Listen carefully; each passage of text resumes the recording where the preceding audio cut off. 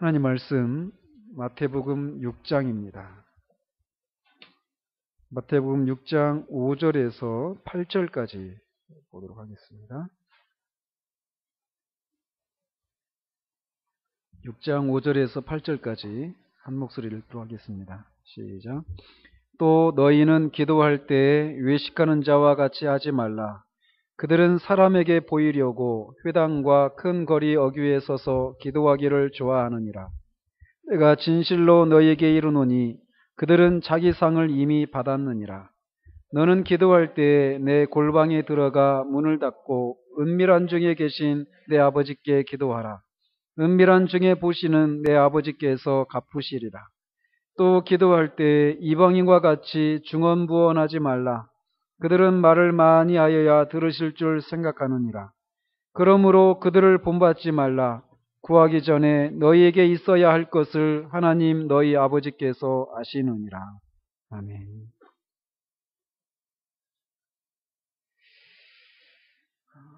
우리가 지난주에는 우리 신앙 행위에 대해서 하나님께서 보상해 주신다는 것에 대해서 살폈습니다. 그래서 그 보상의 내용이 무엇인지 이렇게 살폈는데, 분명히 하나님은 우리 신앙 행위에 대해서 보상해 주시지만 우리가 그 보상 자체를 우리가 계산해서는 안 된다라고 말씀드렸습니다. 보상을 회개하시는 분은 하나님이십니다. 우리는 다만 주님을 사랑하고 그분을 기쁘시게 해드리고자 하는 그런 동기에서 의를 행하면 된다라고 하는 것을 이렇게 말씀을 드렸습니다. 자, 지지난주도 말씀드린 것처럼 우리가 살피고 있는 이 6장은 크게 신앙적인 문제와 생활의 문제, 이 두 가지를 하나님 아버지와의 관계에서 다루고 있다라고 말씀드렸습니다. 그래서 1절에서 18절까지가 신앙적인 문제를 다루고 있고, 그 19절에서 마지막 절까지 34절까지는 생활의 문제를 이렇게 다루고 있는데, 지금 우리는 그 전반부 주제인 신앙의 문제를 이렇게 살피고 있습니다. 그러면서 이 전반부의 큰 주제는 사람에게 보이려고 의를 행하지 말라. 그렇게 하면 하나님으로부터 받을 상이 없다. 이런 내용입니다. 그러면서 그 구체적인 신뢰를 세 가지를 들어 설명하시는데, 지난번까지 구제에 대해서 살폈고 오늘은 기도에 대해서 살피도록 하겠습니다. 사실 이제 기도에 대해서 제가 말씀을 드리려고 하다 보니까 마음에, 그럼 너는 기도가 뭔지 아는가? 이런 질문 앞에 저도 여전히 정말 고백하건대 여전히 아이의 수준에 머물러 있습니다. 기도에 대해서. 그럼에도 불구하고 말씀을 전하는 것은 우리에게 열려져 있는 그런 기도의 가능성이 지금 우리가 경험하고 있는 것이 전부가 아니라는 것이죠.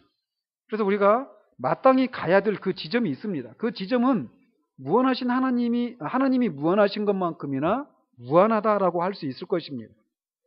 그렇기 때문에 우리가 현재의 모습에 우리가 눌러 앉거나 또는 좌절해서는 안 되겠죠. 그런 가능성들이 열려 있기 때문에, 그래서 우리가 소망하면서 하나씩 경험해 나가는 것이 필요하다고 생각합니다. 자, 그래서 주님은 이제 이렇게 기도할 때 구제할 때와 같이 사람들이 많이 다니는 그런 회당이나 큰 거리 어귀에서 하지 말고 골방에 들어가서 은밀하게 하라고 이렇게 말씀하십니다. 이런 주님의 가르침을, 기도에 대한 그런 가르침을 이해하려면 당시의 유대인의 그런 기도에 대한 습관이나 어떤 개념들을 알고 있어야만 합니다. 유대인들의 종교만큼 기도의 중요성을 높이 평가한 것은 없다고 할 정도로 유대인들은 기도에 대해서 굉장히 중요하게 생각을 했다고 합니다. 그래서 어떤 랍비들은 어떤 사람이 기도한다라고 하는 것은 자기의 집을 강철보다 더 강한 그런 어떤 벽으로 두르는 것과 같다라고 말할 정도로 기도에 대해서 그들이 갖고 있던 생각은 그렇게 굉장히 아주 높이 평가했다라는 것이죠. 기도를 아주 중요하게 생각했다라는 겁니다. 그래서 이제 여러 가지 기도에 대한 그런 규정과 습관들이 그들의 종교 형태 가운데 나타났다고 합니다. 그런데 이제 그러다가 보니까 어떤 폐단들이 이제 나오기 시작한 것이죠. 물론 이제 나중에 살펴보겠지만 유대인들의 기도에서 나오는 어떤 문제들이 그들에게서만 발견되는 것은 아닙니다. 우리에게서도 발견될 수 있는 것들이거든요. 자, 그래서 그들의 그런 기도 습관들을 이렇게 보면은 유대인들은 크게 두 가지 기도 형태가 있었다고 그래요. 몇 가지 기도 형태가 있었는데 어떤 식이었느냐면 기도할 때 소위 쉐마 기도라고 하는 기도를 했다고 합니다. 쉐마 이게 뭐냐면 들으라 이런 말입니다. 그래서 신명기 6장 4절에 보면 이스라엘아 들으라 이렇게 시작하잖아요. 이스라엘아 들으라 우리 하나님 여호와는 오직 유일한 여호와이시니 이렇게 이런 말씀이 있는데 우리말로는 이스라엘아 들으라 이렇게 되어 있지만 이 말이 히브리어로는 쉐마 이스라엘 이런 말입니다. 그래서 쉐마 들으라 이스라엘 이렇게 시작된단 말이죠. 그렇게 이 쉐마 이스라엘 이렇게 시작되는 이 문구를 매일 아침과 저녁에 두 차례 걸쳐서 낭송을 했다고 합니다. 그리고 뿐만 아니라 하루에 3번씩 하는 쉐몬의 에스레라고 하는 그런 형식의 기도문도 낭송을 했다고 합니다.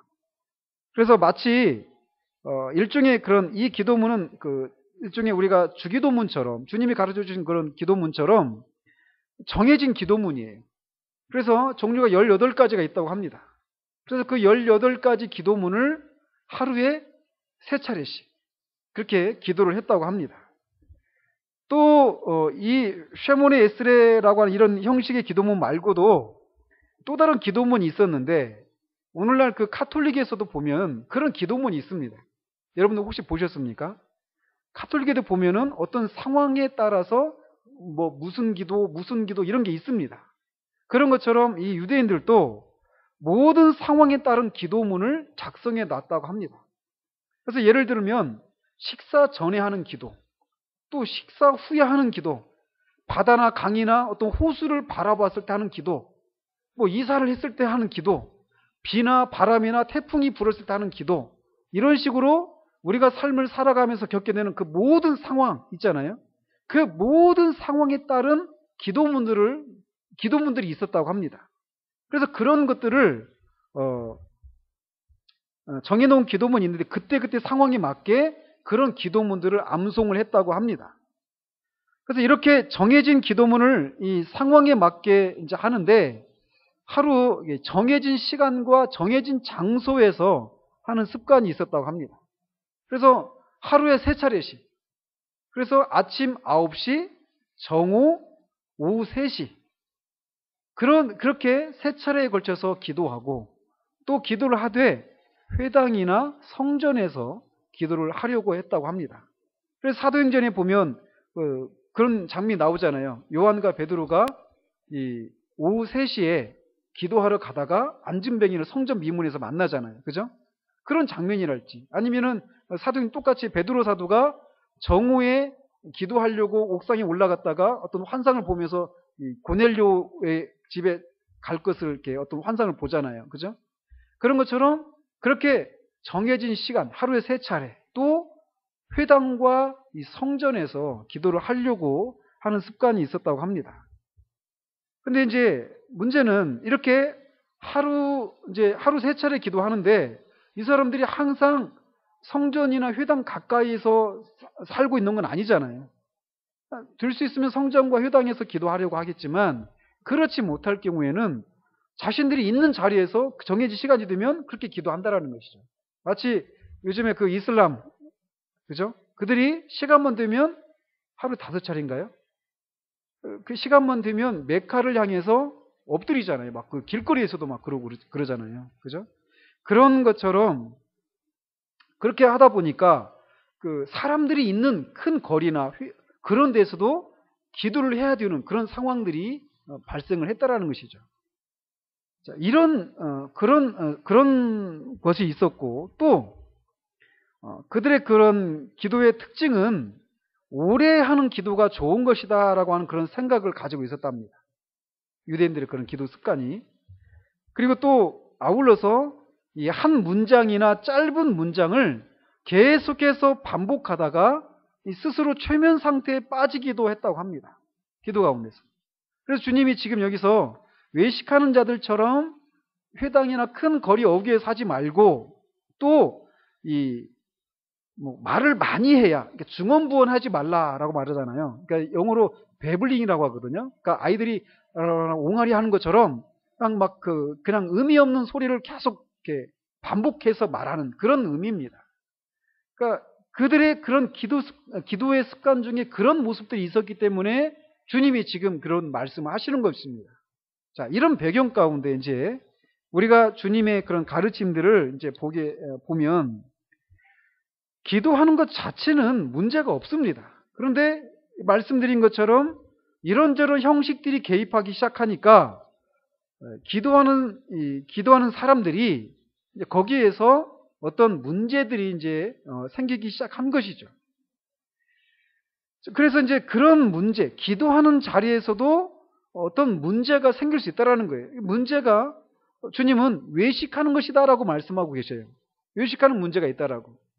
외식이라고 하는 것은 결국 죄의 문제죠. 그죠?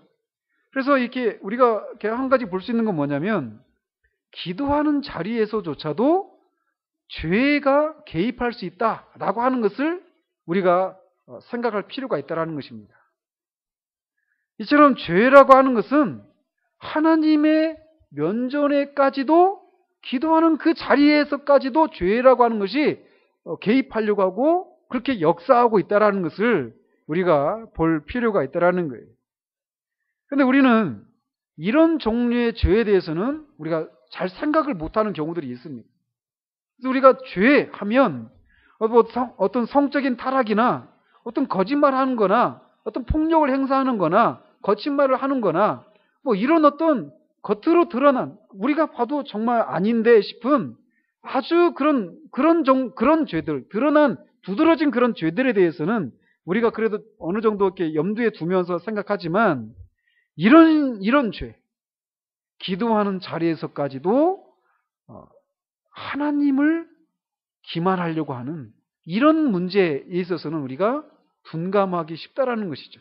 그러나 주님의 이 가르침들을 우리가 생각할 때 죄는 결코 그렇게 가벼운 문제가 아니다라고 하는 것을 생각할 필요가 있습니다. 성경에서 말하는 죄는 우리가 어떤 행위로 짓는 것만 죄라고 말하는 것이 아니라 그런 행위를 하도록 하는 어떤 성향, 어떤 경향성, 본성 이런 것까지도 죄라고 말을 하고 있다는 것이죠.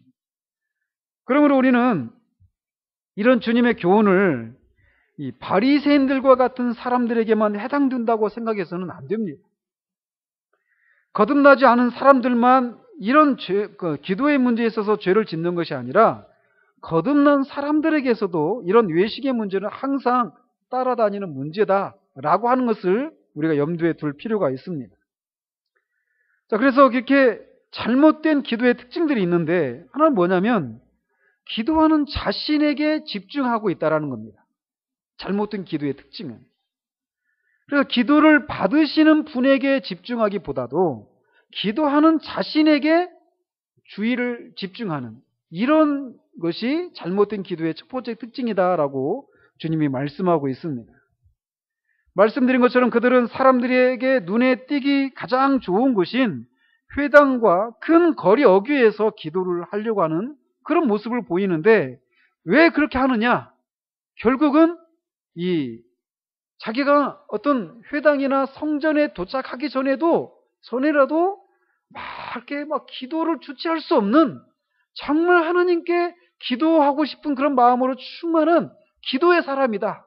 정말 나는 경건한 사람이다. 이런 것을 사람들한테 보이고 사람들로부터 인정받으려고 하는 그런 욕망에서 이런 모습들이 이렇게 연극하는 이런 모습이 나타나고 있다는 것입니다. 그래서 이렇게 그 기도를 하고 있는 자신에게 집중하려고 하는 이런 것이 잘못된 기도의 첫 번째 특징이라는 것이에요. 이들은 이렇게 자신들이 기도의 사람으로 불려지기를 원했습니다. 이렇게 우리 자신에게 관심을 집중하는 그런 기도는 잘못된 그런 기도다라고 주님이 말씀하고 있다는 거예요. 그래서 이들이 저번에도 말씀드린 것처럼 사람들이 자신에게 집중할 수 있도록 읽도록 하는 그 방식이 이들이 취하는 것처럼 회당이나 큰 거리 어귀에서 유대인의 기도의 특징은 손을 이렇게 손바닥을 하늘을 향하게 들고 고개를 숙이고 하는 그런 기도였다고 그래요. 그러니까 저 사람 기도하고 있구나 이게 딱 보이잖아요. 그죠? 그러니까 그렇게 드러나는 방식으로 기도하고 있다. 저 사람은 정말 기도하는 사람이구나. 이렇게 드러나는 방식으로 이렇게 사람들한테 자신에게 집중하도록 하든지 아니면 교묘하고 은밀한 방식으로 하든지 그건 문제가 안 됩니다. 아무리 골방에 들어가서 주님이 기도하라고 말씀하셨는데 골방에 들어가서도 나는 골방에서 기도하고 있어라고 하는 것을 어떤 식으로든지 사람들한테 이렇게 나팔을 부는 그런 것을 하고 있다라면 똑같다라는 것이죠. 겉으로 드러난 방식이든지 교묘한 방식이든지 어떤 식으로든지 기도하는 자신에게 사람들이 집중하도록 해서 자기 자신이 정말 경건하고 기도의 사람이다라고 하는 그런 인정을 받으려고 하는 그 모든 시도들은 잘못된 것이다라고 주님이 말씀하고 있는 것입니다. 그리고 또 이렇게 잘못된 기도의 첫 번째 특징은 기도를 받으시는 분에게 집중하는 것이 아니라 기도하는 자신에게 집중하도록 하는 그런 것이라는 것이고, 두 번째로는 이 기도를 통해서 하나님의 보좌를 움직이는 것이 아니라 사람에게, 기도를 듣는 사람들을 감동시키고 사람들에게 어떤 영향력을 끼치려고 하는 그런 기도를 하고 있다는 것입니다. 기도는 하나님 앞에 나아가는 것입니다. 거룩하신 하나님 앞에 경외심과 존경과 사랑의 마음으로 나가는 것이 기도입니다. 그런데 기도를 듣고 있는 사람들에게 어떤 효과를 주려고 하는 그런 욕구를 가지고 사람들 앞에서 기도하려고 하는 시도를 할 수 있다는 거예요. 특히 우리가 대표 기도할 때 그런 위험에 빠질 수가 있습니다. 그죠? 여러분들 지금 대표 기도 하고 계시는데, 다 나오셨네, 대표 기도 나오셨는데. 우리가 그러기가 쉬워요. 그런 위험이 우리 가운데 들어오기 쉽단 말이죠. 저도 마찬가지입니다. 저도 예배를 인도하는 중에 그렇게 제가 기도하는 경우들이 많잖아요. 그죠? 그래서 이 기도를 듣고 있는 사람들을 가르치려고 한다거나, 기도를 통해서 기도를 듣고 있는 사람들을 가르치려고 하고, 기도를 듣고 있는 사람들에게, 저분은 정말 기도를 잘한다. 어떻게 저런 말을 할까? 어떻게 저런 기도를 할까?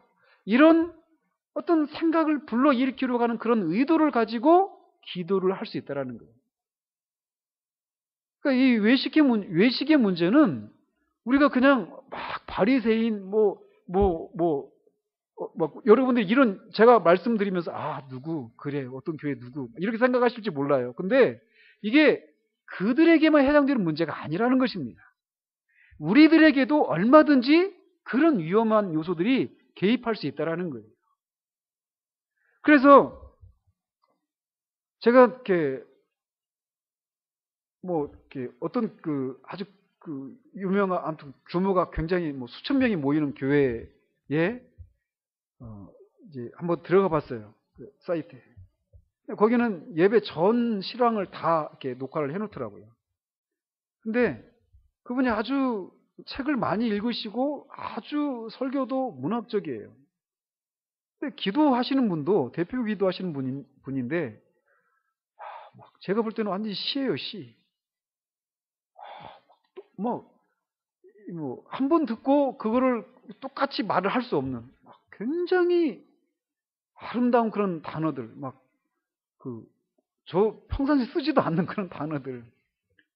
아주 시적이고 그 기도문이 그분들 이렇게 써서 막 읽더라고요. 근데 굉장히 아주 정말 제가 완전히 소설가나 시인, 수필가 이런 분들이 쓰는 그런 기도문을 작성해가지고 읽더라고요. 근데 그런 기도를 이렇게 들으면서 물론 그 하나님이 판단하실 일입니다. 그 문제에 대해서. 그런데 우리가 그렇게 공중 앞에서 기도할 때 그런 유혹을 받는 경우들이 있다라는 거예요. 기도를 통해서 기도를 듣는 사람들로 하여금 기도를 들으시는 하나님이 아니라 기도를 듣는 회중들을 어떤 식으로든지 그 기도를 통해서 어떤 가르침을 베풀려고 하고 그들의 마음을 움직이려고 하고 그들이 어떤 영향을 끼치려고 하는 그런 기도를 하려고 하는 그런 시도를 우리가 할 수 있다라는 거예요. 그러다가 보면은 막 그 기도를 잘 하려고 그래서 어떤 뭐 이렇게 아름다운 그런 문장, 그런 막 논리적이고 막 그런 어떤 그 아주 고급스러운 그런 단어를 사용해 가지고 아주 정제된 그런 언어를 사용해 가지고 기도를 이렇게 하려고 하는 그런 위험에 우리가 빠질 수 있다라는 것입니다. 그런데 한번 생각해 보십시오. 말씀드린 것처럼 기도는 하나님 앞에, 거룩하신 하나님 앞에 우리가 경외심과 존경과 사랑의 마음으로 나가는 겁니다. 하나님 아버지 앞에 자녀된 우리가 사랑의 마음과 존경의 마음을 가지고 나가서 그분과 교제하고 그분께 간구를 올리고 그분으로부터 무엇인가를 듣는 겁니다. 그게 기도란 말이에요. 그런데 사랑하는 사람들 사이에 제가 저희 집사람하고 집에서 있는데 대화를 할 때 머릿속으로 막 어떤 논리적인 막 그런 그 그런 말들을 막 머릿속으로 이렇게 작성을 해가지고 말을 하는 게 아니잖아요. 그리고 말이 제가 이렇게 설교할 때는 그래도 좀 막 그게 좀 버벅대긴 해도 그런데 이렇게 평상시에 이렇게 말을 하다 보면 제가 말을 이렇게 논리적으로 잘 못한다. 그리고 막 이게 이 동사도 뭐 이렇게 순서도 안 맞고 오늘 좀 제가 버벅대는데 그래요. 근데 이 사랑하는 사람과 대화를 나눌 때 우리가 어떤 말을 써야 될지 막 이런 것을 막 생각하면서 나갑니까? 아니잖아요. 그냥 자연스럽게 말을 하는 겁니다. 그런 것처럼 하나님 앞에 우리가 기도하러 나갈 때도 그런 자연스러움이 우리 가운데 있어야 한다라는 거죠. 근데 이렇게 잘못된 기도는 사람들을 의식하면서 그 사람들에게 어떤 효과를 일으키고 어떤 영향을 끼치고 어떤 가르침을 베풀려고 하는 그런 식으로 기도를 한다라는 거예요. 그러면은 그렇게 기도하면 그들은 사람들로부터 자신들이 의도했던 상을 받게 될 겁니다. 야, 저 사람 정말 기도를 잘한다. 그러나 하나님으로부터는 받을 것이 없다라는 거예요. 사실 그 기도는 무용지물인 거죠. 전혀 기도가 아닌 거죠. 그래서 이렇게 그런 잘못을 하고 있고 또 아까도 말씀드린 것처럼 이들이 말을 많이 하여야 하는 줄로 아는데 그렇지 않다라는 것이죠. 말을 많이 한다는 얘기는 또 오랜 시간 기도를 해야 된다 이런 의미도 됩니다. 그래서 기도의 분량을 우리가 의식하면서 그런 위험에 가장 많이 빠지는 사람이 저 같은 사람입니다. 새벽에 집사람이랑 이렇게 나오는데 제가 목사가 돼가지고 이 다른 사람들보다 제가 기도 시간이 짧다. 그러면은 이미 기도가 끝났는데 더 막 엎드려 있을 수 있단 말이에요. 실제로 그런 일도 있습니다. 부끄럽지만. 그러니까 기도의 분량에 따라서 기도를 얼마나 오래 했는가 오래 하지 않는가 이런 것에 따라서 그 사람의 어떤 경건함이 어떤 막 더 경건해지고 덜 경건한 이런 식의 생각들은 옳지 않다라는 것이죠. 기도의 양이 문제가 아닙니다. 그러나 대체적으로 기도의 사람들이라 불렸던 그런 사람들의 기도의 특징들을 보면 굉장히 긴 기도를 했습니다. 오랜 시간 동안. 그러나 그들은 오늘은 내가 이 정도 했으면은 기도 좀 했다. 이런 것을 염두에 두면서 기도하러 올라가면서 오늘은 내가 한 2시간, 3시간 해야지. 아니면 뭐 몇 시간 막 철야를 밤을 새면서 해야지. 어떻게 그렇게 시간을 정해놓고 기도한 건 아닙니다. 하나님과 기도를 하다 보니까 그렇게 시간이 흘러간 것이죠.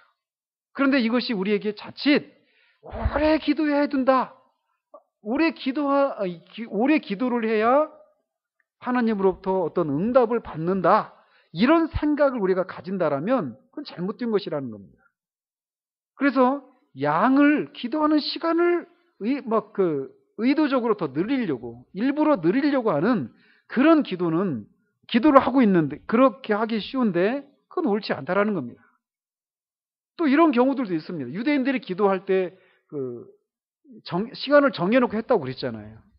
근데 시간을 정해놓고 우리가 아침에 또 저녁에 점심 때 이렇게 기도하는 거 다 좋습니다.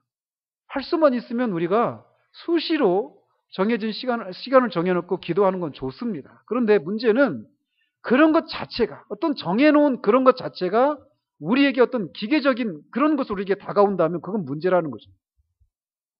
그래서 내가 아침에 기도하는 시간이 있는데 어떤 일 때문에 기도를 하지 못하면, 또 어떤 사람 때문에 그 시간에 기도를 하지 못하면 막 그 사람한테 막 화를 내고 그 상황을 인해서 막 우리 마음이 평정심을 잃어버린다라면 이미 우리가 그런 기계적인 그런 생각을 갖고 있다는 것을 말해준다는 것이죠.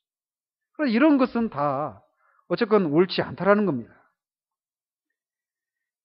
그래서 그런 잘못된 그런 기도의 결과는 그들이 이미 자기 상을 다 받았다라는 거예요. 그들이 기대했던 상은 사람들의 칭찬과 인정인데 그렇게 사람들로부터 이미 다 칭찬과 인정을 받아버렸기 때문에 하나님으로부터는 받을 것이 없다라고 주님이 말씀하십니다. 우리가 하나님께 기도하고 있다라는 것을 이제 그렇기 때문에 우리는 이 주님의 가르침대로 골방에 들어가서 문을 닫고 은밀하게 기도를 해야 한다라는 거예요. 근데 또 어떤 사람들은 이거를 문자적으로 적용을 해서 문을 닫고 골방에 들어서 기도해야 되니까 사람들이 있는 이런 기도 모임에 나오는 것은 옳지 않다. 주님의 가르침과 반대된다. 또는 은밀하게 해야 되기 때문에 공중에서 사람들 앞에 대표 기도하는, 공중 기도하는 이런 것은 금해야 한다라고 생각하는 사람도 있습니다. 그러나 우리가 알다시피 오순절 성령 강림 이전에 120명의 그 제자들이 다락방에서 함께 모여서 기도합니다. 사도 베드로가 감옥에 갇혔을 때도 교회가 다락방에 모여서 그렇게 교회가 기도를 합니다. 모여서 기도하는 거, 이거는 반드시 있습니다. 또 있어야만 합니다. 그래서 청교도들은 언제도 말씀드린 것처럼 한 교회의 기도 모임은 그 교회의 영적인 온도계다, 이렇게 말을 할 정도로 교회의 기도 모임을 굉장히 중요시했어요. 저도 정말 우리 금요 기도회가 진짜 살아있는 그런 기도회가 되기를 바랍니다.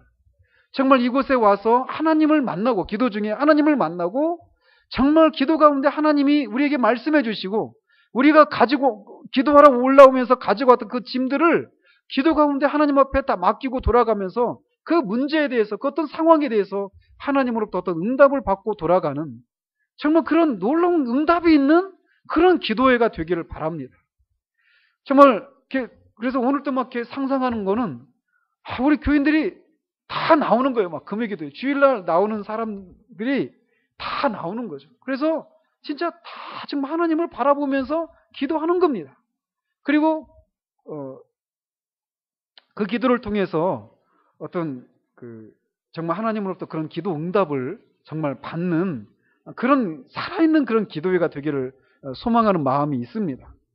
어쨌건 이거를 문자적으로 적용할 수는 없다라는 겁니다. 자, 그래서 옳은 기도를 하려면 이렇게 주님이 골방에 들어가서 문을 닫으라 라고 말씀하십니다. 골방에 들어가서 문을 닫는 건 뭐냐? 다른 사람들이 자기가 기도하고 있다는 것을 알아채지 못하도록, 그러니까 기도하고 있는 자신에게 다른 사람들이 집중하지 못하도록 하기 위한 시도입니다. 즉, 다른 사람들을 기도할 때 다른 사람들을 인식하지 말아야 한다라는 거예요. 대표로 기도하든지, 아니면 기도 모임 가운데 기도하든지, 아니면 혼자서 기도하든지, 아무도 보지 않는 그런 가운데서 기도하든지 간에 어쨌건 그렇게 기도하고 있는 내 자신을 사람들이 집중하지 못하도록 하는, 그래서 다른 사람들을 배제하는, 잊어버리는 그런 기도여야 한다라는 것이죠. 또 하나는 뭐냐면 기도하고 있는 우리 자신마저도 잊어야만 합니다. 기도하고 있는 우리 자신마저도. 그럼 어떻게 해두느냐? 기도할 때 우리가 하나님 앞에 있다라고 하는 그 인식을 가져야 한다는 겁니다. 은밀하게 기도하면 은밀한 중에 보시는 내 아버지께서 갚으신다라는 거예요. 우리가 하나님 앞에 서 있다라고 하는 것을 인식할 필요가 있다라는 겁니다. 하나님 앞에서 그 하나님은 거룩하시고 전능하신 하나님이시라는 것을, 그리고 우리의 생각을 뛰어넘는 크고 광대하신 하나님 앞에 우리가 서 있다라는 것을 인식할 필요가 있다라는 거예요. 뿐만 아니라 주님은 여기에 이런 표현을 하십니다. 내 아버지께 기도하라. 은밀한 중에 보시는 내 아버지께서 갚으시리라. 이렇게 말씀하십니다. 8절에서는 하나님 너희 아버지라고 말씀하시는데, 우리가 하나님, 천지를 창조하시고 거룩하시고 우리를 초월해 계시는 그 광대하시고 어미로우신 하나님 앞에 서 있다라고 하는 이런 어떤 어미로움을 인식한 그런 기도여야 하고, 뿐만 아니라 그 하나님이 우리 주 예수 그리스도로 말미암아 우리의 아버지시다라고 하는 그런 인식을 가지고 또 나가야 한다라는 겁니다.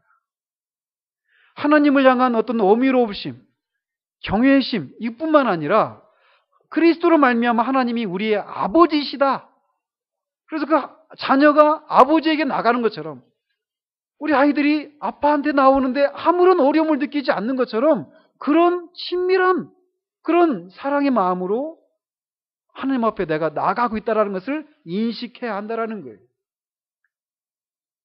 그러면서 그 하나님 아버지는 우리가 구하기 전에도 우리에게 있어야 할 것을 아시는 분이시다라고 주님이 말씀하십니다. 그런 아버지 앞에 우리가 나가고 있다는 것을 인식할 필요가 있다는 거예요. 그리고 그 하나님 아버지는 우리가 구하는 것 이상의 것을 주시기를 원하시는 분이시다라는 거예요. 결코 인색하시고 우리를 애먹인 다음에야 겨우 주기시는데 겨우 이렇게 뭔가 이렇게 내주는 그런 인색하신 분이 아니시다라는 거예요. 하나님은 정말 선하시고 정말 우리보다도 우리가 생각하는 그 이상의 것을 우리에게 주시기를 원하시는 그런 우리의 아버지시다, 선하신 분이시다 라고 하는 그런 인식을 가지고 나가야 한다는 겁니다. 그러므로 우리는 그 하나님 앞에 어린아이와 같은 믿음으로 그 하나님을 신뢰하고 나아가야만 합니다. 주님은 그러면서 그렇게 주님 앞에 나아갈 때 주님은 우리가 구하기 전에도 너에게 있어야 할 것을 하나님 너희 아버지께서 아시는데 우리에게 있어야 될 것을 그렇게 하나님이 우리가 구하는 것 이상의 것을 주시는 분이시다라고 하는 그런 믿음을 가지고 이렇게 나아가야 한다는 겁니다.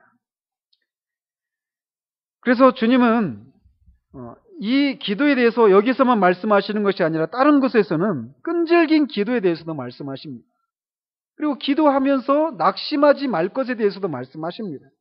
나중에 이제 그런 부분들에 대해서는 또 기도에 대한 또 다른 측면들을 살펴보겠지만, 우리는 바라기는 우리가 정말 기도의 능력에 대해서 실제적으로 무엇인가를 아는 사람이기를 소원합니다. 저 자신을 포함해서 말이죠.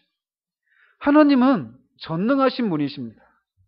우리의 필요를 미리 아시고 그것을 주시되 우리가 생각하는 것보다 더 후하게 주시는 분이십니다. 그 하나님이 우리의 아버지시라는 거예요. 즉 우리는 그분의 자녀라는 겁니다. 전능하신 왕이신, 지극히 크시고 광대하신, 선하신, 신실하신, 후히 주시는 그 하나님의 자녀들이라는 거예요. 그런데 우리가 이 일에 있어서, 기도의 능력을 아는 일에 있어서 우리의 기도 생활을 돌아보면 참으로 가난하다라고 말할 수밖에 없는 그런 영역이 있다라는 거예요. 그러므로 우리는 주님이 지금 말씀하십니다. 정말 우리가 처음부터 우리가 그 무거운 짐을 지고 나갈 수는 없습니다.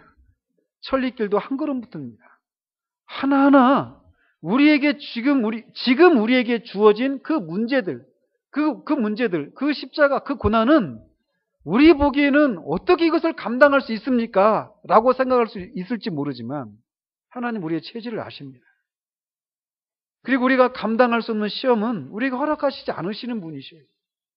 그렇기 때문에 오늘 우리에게 주어져 있는 그 문제를 가지고 하나님 앞에 하나님이 이런 분이심을 전능하시고 우리의 아버지가 되셔서 구하기 전에 이미 우리가 무엇이 필요한지 아시고 주시되 후히 주시는 분이시다라고 하는 것을 믿고 그렇게 나가서 주님이 정말 실제로 그런 분이시다라고 하는 것을 우리가 경험해 나가는 우리가 되어지기를 바랍니다. 우리가 정말 이 일에 있어서 물러나지 않기를 바랍니다. 이 기도회가 우리 기도회가 그런 진짜 기도 가운데 하나님이 이런 분이시다라고 하는 것을 실제로 경험해 나가고 그래서 또 우리 개인의 기도 자리가 또 이런 것을 실제로 또 경험하고 이런 것이 계속되어져서 정말 기도가 얼마나 놀라운 것인지 이 가난한 시대 가운데 우리가 조금이라도 맛보고 드러내어서 우리의 삶 속에 우리가 교회에 되어지는 모든 일들 속에 하나님이 정말 간섭하시고 드러내시는 일들을 우리가 풍성하게 경험하는 일들이 있기를 우리 주님의 이름으로 축원드립니다.